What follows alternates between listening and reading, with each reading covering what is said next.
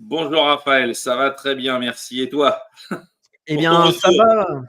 Ça va bien, on va tenir le rythme des 2 semaines de matinale en l'absence de Nicolas Stoker. J'espère que les spectateurs seront contents de ma prestation, mais je suis là uniquement pour poser des questions, c'est surtout les invités. Et là, Sylvain, c'est toi qui vas avoir beaucoup à dire, j'en suis certain, car j'aimerais que l'on puisse commencer immédiatement par ce sujet, avant de parler du sujet russo-ukrainien, l'actualité de ce matin, c'est-à-dire les frappes d'Israël sur la bande de Gaza. Est-ce que tu peux nous faire un commentaire sur cette actualité, cette évolution, cette volonté d'Israël de terminer les opérations alors qu'Israël a frappé le Qatar récemment? Oh, alors déjà, il va falloir être clair. C'est quoi la nouveauté? C'est quoi la nouveauté de ces frappes? On en parle uniquement parce que Rubio était à Jérusalem hier.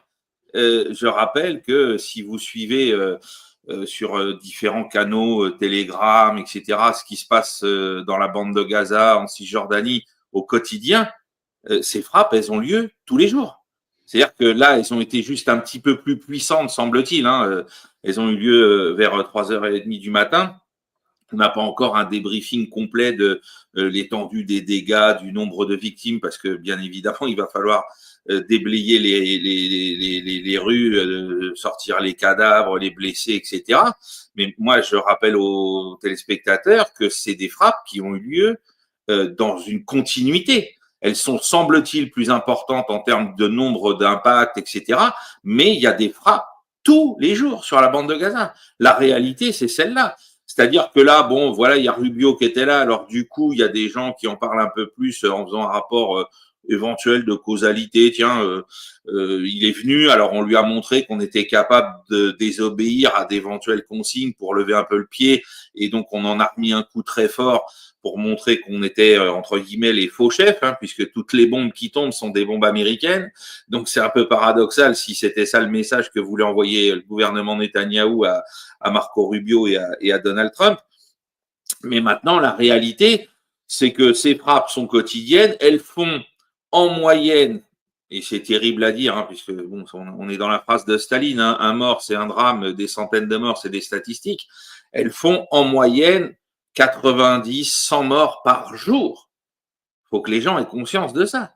C'est-à-dire que là, bon, on va mettre le doigt sur celle-là à cause de cette présence américaine, de la diplomatie américaine, mais tous les jours, vous avez environ 85, 90, 110, 120 morts à cause des frappes israéliennes sur la bande de Gaza, qui se cumulent aux morts liées aux conditions désastreuses, à la fois au niveau du système hospitalier, au niveau de l'alimentation, bien évidemment, puisque la famine est avérée aujourd'hui. Je rappelle que la famine est désormais avérée aussi par, je crois, l'équivalent de l'ordre des médecins israéliens. C'est-à-dire que même, comme dirait l'autre, de l'autre côté de la barricade, les Israéliens disent oui, les gens crèvent de faim à Gaza. Et c'est des professionnels qui ont proposé cette vision-là. C'est pas juste des politiciens de l'opposition à Netanyahou qui disent ça.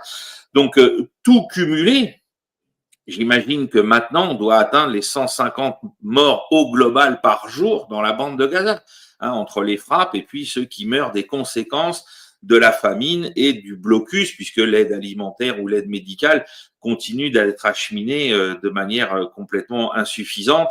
Et qu'on a vu ces scènes à répétition maintenant. Au début, c'était quelques cas, mais maintenant, c'est de plus en plus en vigueur d'Israéliens complètement fêlés, complètement fous, qui tentent d'arrêter les camions au poste frontière, qui essayent, ou des fois qui s'attaquent aux camions d'aide humanitaire pour les vider avant qu'ils rentrent dans la bande de Gaza. Des choses complètement, enfin voilà, il y a des malades. Vous avez des Israéliens qui manifestent pour que tout ça s'arrête, puis vous en avez d'autres qui viennent essayer de vider les camions de l'aide humanitaire internationale. C'est complètement délirant. Mais après, on vous dit que le seul problème qui existe aussi, c'est le fait que le Hamas monnaie ou détourne une partie de cette aide une fois qu'elle est arrivée dans la bande de Gaza. On oublie de vous dire ce qui se passe en amont du côté israélien. Donc voilà. Alors, ce qui est tout à fait notable, par contre, et moi, je suis un petit taquin, un empêcheur de tourner en rond, c'est que M. Netanyahou, ça fait 3 mois qu'il nous bassine avec sa grande offensive terrestre dans la bande de Gaza. Ça commence quand? C'est quand en fait? J'ai pas bien compris le timing. Vous y allez pas? Vous avez mis 60 000 bonhommes sur le qui-vive là, et il y a toujours quasiment aucune opération. Je dis pas qu'il y en a pas, mais il y en a quasiment aucune, et en tout cas il y a rien qui ressemble à une grande offensive terrestre de l'armée israélienne pour prendre le contrôle de Gaza City. Hein, le bombardement, lui, se poursuit, continue, mais en ce qui concerne les opérations au sol, alors il y a eu une petite tentative au tout début, ça s'est pas vraiment bien passé. Alors moi, c'est pareil, je comprends pas très bien parce que j'essaye d'être attentif à ce que dit Netanyahou pour pas qu'on me qualifie d'antisémite de base. Netanyahou, il avait dit l'année dernière, à la fin novembre, c'est bon, il n'y a plus de Hamas à Gaza. On les a tous exterminés.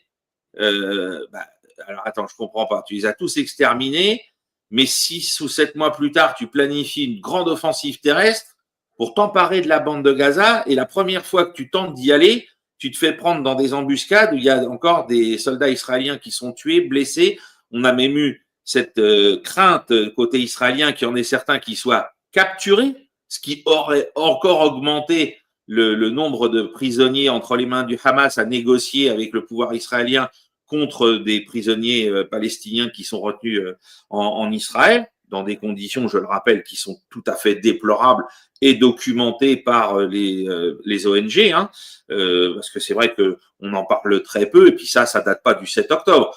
Les conditions de détention des prisonniers palestiniens en Israël, c'est du grand n'importe quoi en termes de respect des droits fondamentaux, de respect des conditions de vie des prisonniers. Hein, quand on est là à nous dire, regardez, les types, ils sont dans les tunnels du Hamas. Alors là, c'est sûr, c'est pas la fête du tout, et c'est même pas comparable avec une prison. Hein, mais en tout cas, parce que là, vous êtes même privé de la lumière du soleil.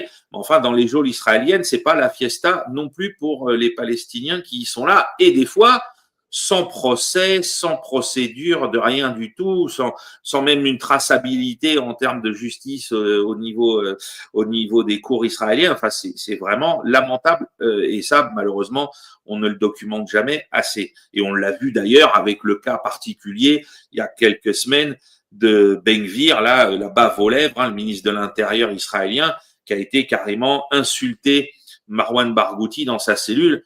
Barghouti est en prison depuis plus de 20 ans. On se demande ce qu'il venait lui dire, alors qu'en plus, Barghouti n'a jamais été un ami du Hamas, loin de là. Est-ce que Sylvain, question simple, est-ce que tu peux rappeler qui est cette personne pour ceux qui découvriraient la matinale et qui te découvriraient aussi aujourd'hui, qui ne maîtriseraient pas le sujet? Si tu veux, Marwan Barghouti, c'est comme dans l'épisode 4 de Star Wars, quoi. C'est Obi-Wan Kenobi. Vous êtes notre dernier espoir, quoi. Marwan Barghouti, il vient de l'OLP, du Fatah. C'est un type qui s'est rebiffé contre la corruption endémique de l'autorité palestinienne, hein, qui a toujours dit, voilà, il y a un gros problème entre tout le pognon qu'on déverse sur donc la Cisjordanie, la bande de Gaza au début, après le départ des colons israéliens au début des années 2000. Et il y a un gros problème, c'est qu'entre tout le pognon qui est envoyé par la communauté internationale, l'Union européenne notamment, etc., puis ce qui se fait dans la réalité, il y a beaucoup trop de captation. Donc, il s'est mis dans une espèce de croisade à l'intérieur du mouvement de l'OLP, de l'autorité palestinienne, pour lutter contre la corruption. Et en même temps, il a dit, voilà, il faut tout faire pour faire barrage au frérisme, à travers donc son avatar qui est le Hamas, pour pas que la lutte de la Palestine soit récupérée par les mouvements islamistes, puisque ça c'est la grande idée partout dans le Moyen-Orient, qui à partir des années 50 en Iran compris avec Mossadegh a voulu développer une politique s'inspirant globalement du modèle français à travers le modèle d'Atatürk, d'une politique laïque, sociale, débarrassée du poids de l'islam politique dans la société, avec des mouvements d'émancipation. Donc Barghouti était dans cette mouvance-là comme l'OLP, et donc on a mis dans leurs pattes à eux aussi, comme on a mis des frères musulmans contre, bien évidemment, là où ils sont nés en Égypte, contre Nasser. Il a fallu que contre l'OLP, on crée de toutes pièces quasiment une faction islamiste pour pouvoir finalement empêcher la politique de l'OLP d'aboutir. C'est ce qu'on a fait aussi, on a foutu ça. Alors en Iran, on a carrément, la CIA le reconnaît aujourd'hui, depuis une dizaine d'années, on a fait un coup d'État contre Mossadegh pour éviter qu'on ait une politique nationale et sociale qui se mette en place en Iran avec la nationalisation notamment du pétrole au détriment des compagnies britanniques et américaines. On a eu bien sûr la Syrie, ce qui est arrivé à la Syrie de Bachar el-Assad, c'est ça, c'est-à-dire qu'on a amené tous les islamistes possibles pour détruire le régime baathiste syrien. Et puis, alors le régime baathiste voisin, celui de Saddam Hussein, j'ai pas besoin de vous rappeler ce qui lui est aussi arrivé parce que il avait développé une société qui était, alors bien sûr, je rappelle quand tout le monde me dit ah bah oui mais il y avait c'était des dictateurs sanguinaires. Oui mes amis. Alors rappelez-moi l'histoire de notre cher pays, la France. Comment est-on passé d'un royaume catholique en 1789 à une république en 1793-95. Eh bien, il a fallu faire des massacres monumentaux, notamment de nos amis vendéens, pour pouvoir y parvenir. Les dictateurs, Saddam, Bachar, Hafez el-Assad, le père de Bachar, etc., c'est pareil. Pour contraindre leur société à devenir des sociétés laïques, ils ont fait ce que les révolutionnaires français tant adulés ici ont fait. Alors, il faudrait savoir de quel côté vous êtes. Parce que si vous êtes contre Hafez el-Assad, et ce qu'il a fait en Syrie pour transformer le pays ou Saddam Hussein, ça veut dire que vous êtes contre la Révolution française. Il faut être bien clair là-dessus. Donc, et malheureusement, tous les gens qui ont hurlé contre ces gens-là sont les premiers à adorer au sens presque religieux la Révolution française. Donc, encore une fois, plein de petites contradictions. Voilà. Et donc, Barghouti, aujourd'hui, ce serait le gars qu'il faudrait sortir de prison, mais que Netanyahou n'a jamais voulu échanger. Jamais. Parce que Barghouti, lui, il proposerait une vraie solution politique. On débarrasse l'autorité palestinienne de sa corruption, on met le Hamas hors jeu, et comme ça, on développe une vraie société civile palestinienne sur des bases sociales, laïques, et qui permet à tout le monde de s'exprimer, à commencer par nos frères chrétiens palestiniens, qui ont complètement été rayés de la carte par les débats. Ça dit, ils n'existent plus. Je rappelle pourtant que Bethléem, c'est en Palestine, et c'est en territoire sous contrôle de l'autorité palestinienne notamment. Voilà. Donc, ce serait bon. D'ailleurs, ils ont été aussi oubliés par tous les droitards français. C'est-à-dire que Madame Nafo, qui gère les chrétiens d'Orient, là, je crois, elle nous parle jamais de ce qui se passe au niveau des Palestiniens, des chrétiens palestiniens. Alors, certes, ils ont pu être inquiétés au début de l'arrivée du Hamas à Gaza, mais en territoire cisjordanien, ils n'ont jamais eu de problème. Et d'ailleurs, il faut noter que dans toute cette évolution de laïcisation du monde arabe qui a été tentée dans les années 50 et 60, les grandes figures pour aider à ce processus n'étaient pas forcément des musulmans. Il y a eu beaucoup de chrétiens, on pense notamment à Michel Aflaq, qui était chrétien libanais de mémoire et qui a aidé à la création du parti Baas en Syrie. Voilà, donc les chrétiens jouaient aussi un rôle dans cette volonté de laïciser le monde arabe, non pas pour en expurger l'islam, pas du tout, mais pour enlever l'islam de la politique. C'est pas pareil. Pour le reste de la vie quotidienne, c'était pas un problème. Avec cette énorme blague de Nasser, qui est toujours visible sur YouTube, où les frères musulmans lui disaient, voilà, le patron des frères musulmans égyptiens.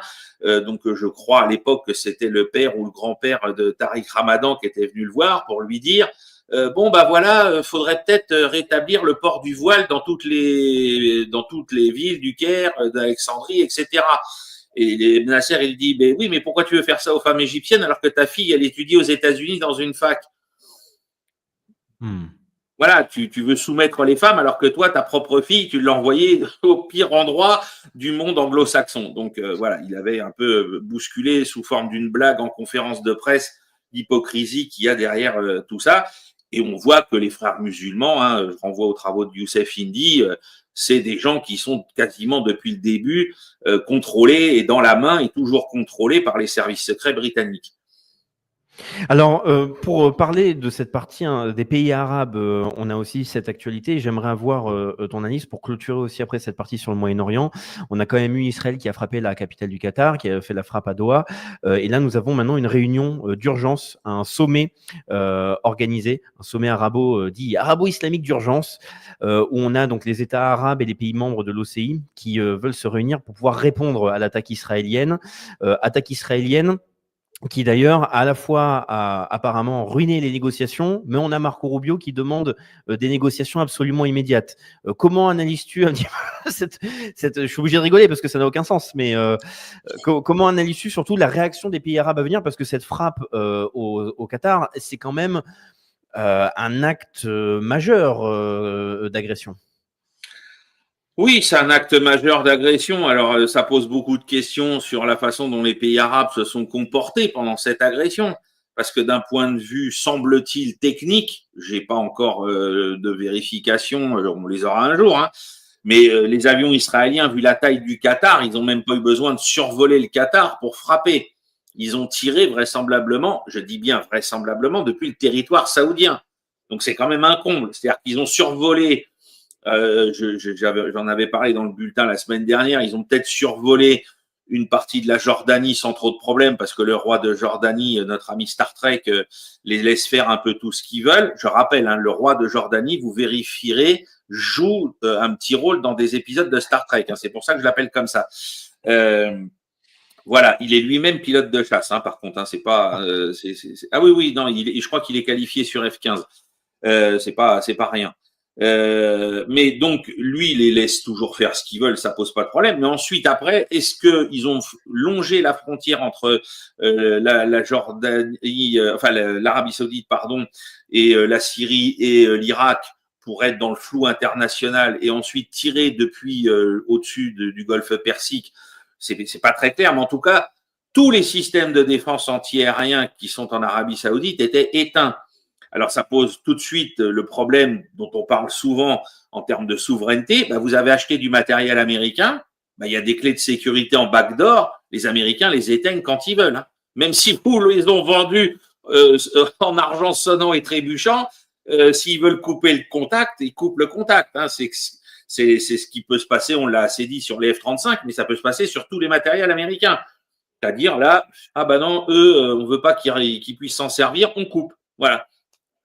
Ça évitera les problèmes de conscience qu'ont eu les ingénieurs de Thomson en 1990 avec les radars qu'on avait fournis à l'armée irakienne pour savoir s'ils allaient détecter éventuellement les chasseurs occidentaux pendant la première guerre du Golfe. Là, au moins, les Américains, ils ont prévu le coup à distance, ils peuvent te couper le contact. Donc ça, c'est le premier problème.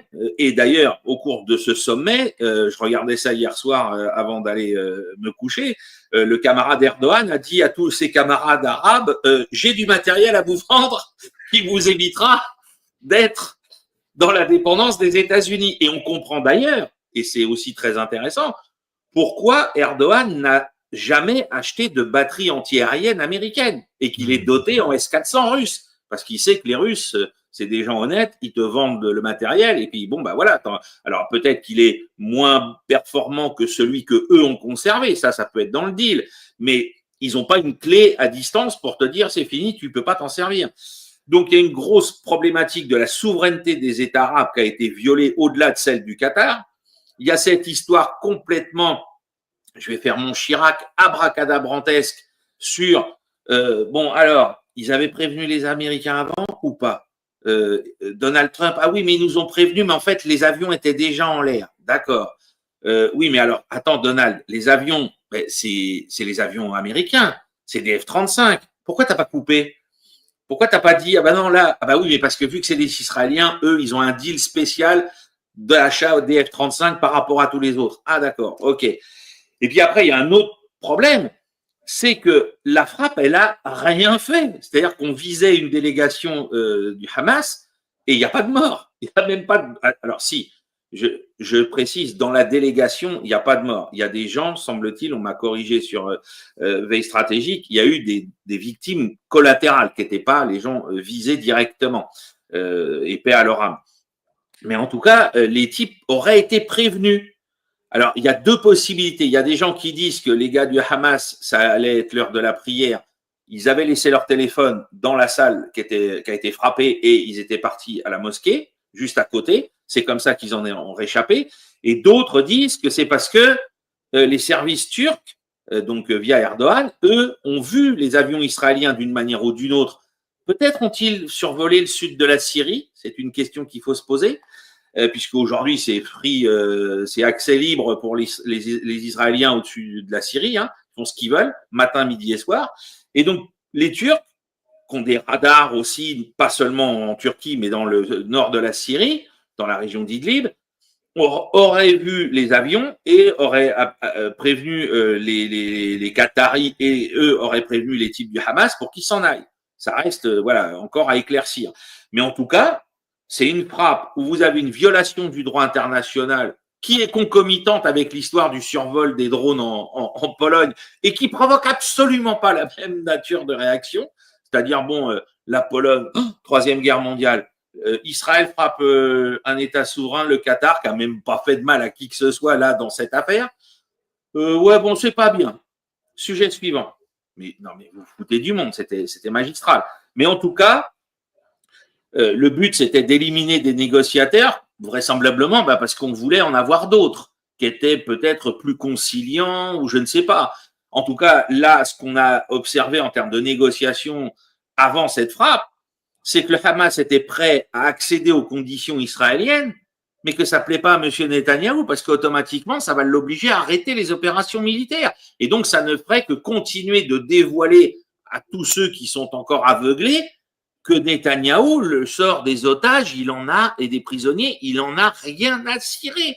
Comme le rappelait encore, je ne sais plus quel ministre, là, je crois que c'est celui du patrimoine israélien, on veut les éradiquer par tous les moyens, les Gazaouis. On n'en a rien à faire de la cause maintenant, c'est fini. Bon, oui, on n'oubliera pas, ils nous ont attaqué le 7 octobre, mais le but maintenant, c'est éradication des Gazaouis. Ils peuvent libérer tous les prisonniers, ça ne changera rien. Donc là, je pense que ce que voulaient les Israéliens, alors attention, ce que voulait la direction politique, parce que ce qu'on a découvert aussi grâce à Charles Anderlin, c'est que tout l'appareil, chef d'état-major et organisme de renseignement, Shin Bet, Mossad, etc., avait dit non, on ne fait pas ça. On ne fait pas ça, c'est pas possible, ça va pas nous servir. Netanyahou a dit c'est pas grave, on fait quand même. Tout comme il a fait prématurément l'opération des beepers, etc. Enfin bref, il n'en fait qu'à sa tête. Et pourtant, le chef d'état-major de l'armée israélienne a changé récemment. C'est un type qu'il a placé lui-même. Hein. C'est un kahaniste complètement lunaire, complètement dingue. Mais même face à ce genre de choses, le gars, ça reste un professionnel. Il dit non, mais là, il faudrait peut-être pas faire ça maintenant. Faut garder éventuellement ça sous le coude, mais il faut pas faire ça maintenant. Le type, il dit non, moi, j'en ai rien à foutre.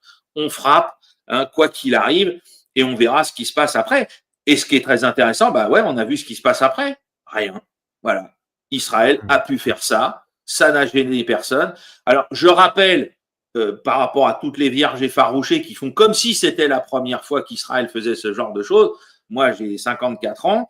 Je m'intéresse un peu à l'actualité depuis assez jeune dans ma vie. Moi, je n'ai pas oublié comment sont partis en fumée les impôts de mes parents, de mes grands-parents, avec l'usine, la centrale nucléaire aux Irak, au début des années 80. La chasse israélienne a détruit un chantier de centrale nucléaire civile en Irak, payé par la France. Donc, en violant l'espace aérien jordanien, etc. Enfin bref, et irakien aussi, si ma mémoire est bonne. Voilà, donc c'est pas la première fois qu'Israël fait ça. Là, c'est encore plus fort parce que c'est la capitale d'un État qui n'est pas déclaré comme étant ennemi d'Israël, ça c'est vrai que c'est une première, et puis en visant des plénipotentiaires avec lesquels on est censé négocier. Ça aussi, je reconnais que c'est une première. Mais la violation de souveraineté par l'armée de l'air israélienne pour aller frapper des cibles dans des pays avec lesquels on n'est pas en guerre, hop, mon pauvre ami, ça fait plus de 40 ans que ça dure. Merci pour ces analyses, Sylvain, et on espère que malgré la tragédie, parce qu'on rappelle, une situation de famine, c'est catastrophique pour la bande de Gaza. Les bombardements aussi, tu l'as dit, si on comptabilise, ça fait environ 150 morts par jour, ce qui est absolument colossal.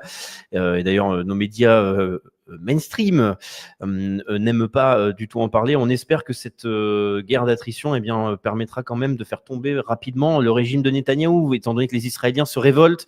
On espère que ça puisse continuer. Et comme tu l'as expliqué, ça c'est quand même un rappel important aussi, parce que même s'il y a une critique là absolument légitime à faire envers Israël, il ne faut pas oublier les Israéliens qui sont absolument contre la politique qui est mise en place et qui se sentent en danger, parce que ça aussi, ça peut être un bon moyen de manipulation.